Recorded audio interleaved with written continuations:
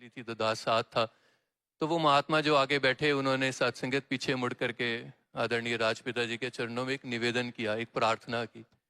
कहने लगे कि महाराज, भवन बस करीब है, सामने दिख रहा है, संगतें काफ़ी सारी खड़ी हैं आपके स्वागत के लिए। तो अगर आप ठीक समझें तो जिस तरह हम देखते हैं सदगुरु माता जी हमें आशीर्वाद देते हैं, कार का सनरूफ खोल दें, आप जी खड़े हो जाइए, सारी संगतों को दर्शन हो जाएंगे, अगर आप ठीक समझे कर दें। तो राजपिता जी ने सत्संगत बहुत ही सहज, बड़े ही एकदम कैजुअल रूप में, बड़े ही प्यार से ऐसे कहा कि नहीं, ऐसा करते हैं, भवन का जो गेट है जहाँ से संगतें खड़ी हैं उससे आप पहले ही गाड़ी रोक लेना, दास उतर जाएगा और पैदल ही चल के सारे संत महात्माओं के दर्शन कर लेंगे। सहज में सत्संगत बात हुई, गाड़ी रोकी गई, राजपिता जी उतरे, सबको आशीर्वाद दिया, ब्रह्मिंगम समागम हुआ। दिन भर वहाँ संगतों के बीच समय बीता। सोना कहाँ हुआ था? सिर्फ फ्लाइट में। अब रात हुई, रात को फिर से अगली फ्लाइट है, वापस लंदन एयरपोर्ट पहुंचे, 2.5 घंटे का सफर करके। वहां से फ्लाइट है लगभग 9 घंटों की और न्यूयॉर्क जाना है। और फिर अगले दिन न्यूयॉर्क में मुक्ति पर्व है। वो 9 घंटे उसमें से जो भी आराम कर पाए होंगे फ्लाइट में, क्योंकि उसके सिवा कोई ऐसा मौका बना नहीं। न्यूयॉर्क पहुंचे, एयरपोर्ट से भवन पहले जाना था, वहां भी मुक्ति पर्व का समागम था। उससे पूर्व जब भवन पहुंचना था तो वहां फिर से वही दृश्य, भवन से 200-300 मीटर पहले दिख रहा है कि भवन है, संगतें खड़ी हैं। जो वहां के महात्मा गाड़ी चला रहे थे अमेरिका के, वो अलग महात्मा थे। वो पीछे मुड़े और उन्होंने फिर से अरदास की कि महाराज, अगर आप जी ठीक समझें तो दास गाड़ी का सनरूफ खोल दे, संगतें खड़ी हैं, धूप भी बहुत तेज है, तो आप जी सनरूफ से खड़े होकर के ही आशीर्वाद दे दें। फिर वही प्यार भरा उत्तर कि नहीं, भवन के दरवाजे पे ही गाड़ी रोक लेना, दास उतर करके चला जाएगा। तो आगे से वो महात्मा कहते हैं, महाराज धूप बहुत तेज है, संगतें काफ़ी हैं।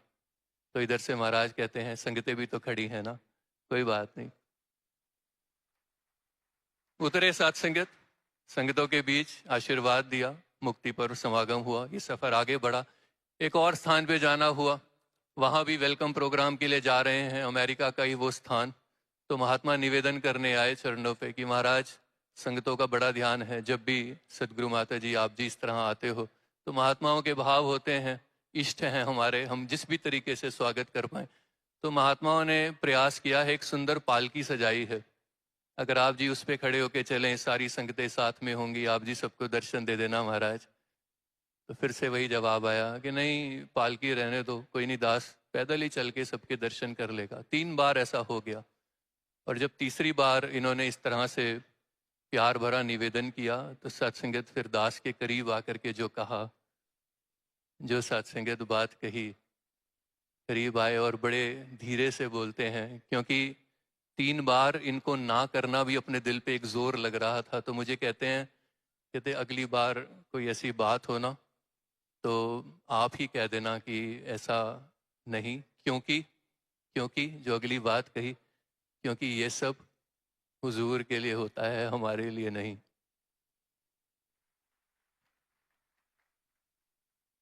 आप सोच करके देखिए, सिर्फ मुझे ये सिखाने के लिए सत्संगत, ये हुजूर खुद गुरसिक बन जाते हैं और कहते हैं ये सब हुजूर के लिए होता है, हमारे लिए नहीं।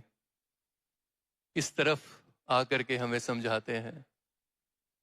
और सत्संगत आत्म मंथन की बात है, समागम की बात है। कुछ अगर लेकर के जाना है अपने लिए, बार बार उस दिन से ये बात सोचता हूँ और लगता है कि सच्चे पातशाह आपका कोई गुरसिक आकर के अगर इन चरणों में हाथ रख करके नमस्कार धन्यंकार भी करे ना, तो उस समय भी मुझे ये पंक्ति, ये वरदान याद रहे कि ये सब हुजूर के लिए होता है, हमारे लिए नहीं। कोई एक पानी का गिलास लेकर के भी अगर मेरे आगे आए ना, तो ये बात याद रहे इस आत्म मंथन के बाद मुझे कि ये सब हुजूर के लिए होता है, हमारे लिए नहीं। कहीं सत्संगत मैं कोई प्रचारक वक्ता बन करके कहीं ना जाऊं, मैं को ये याद रहे कि ये सजदे, ये सारे सत्कार, ये प्यार जो इस परिवार में मिल रहा है ना, ये सब इनके कारण नहीं है, ये सब हुजूर के लिए होता है, हमारे लिए नहीं। ये वरदान सच्चे पातशाह जता कर देना महाराज, कृपा करना साहिबा। और बस सत्संगत इस शेर के साथ ही आदरणीय निरंकारी राजपिता जी के चरणों में आइए समर्पित हो जाएं कि उसके कद का किसी को ना अंदाज़ा हुआ, उसके कद का किसी को ना अंदाज़ा हुआ, वो आसमां था मगर सर झुकाए बैठा रहा। तो सच्चे पातशाह, आप सिखाने के लिए सर झुकाते हैं, ये हम कभी ना भूल जाएं। आप हमारे मालिक हैं। सदगुरु माता जी, आप जी के लिए थैंक यू, और हमारे लिए इतना बड़ा वरदान निरंकारी राजपिता जी, इनके लिए थैंक यू महाराज।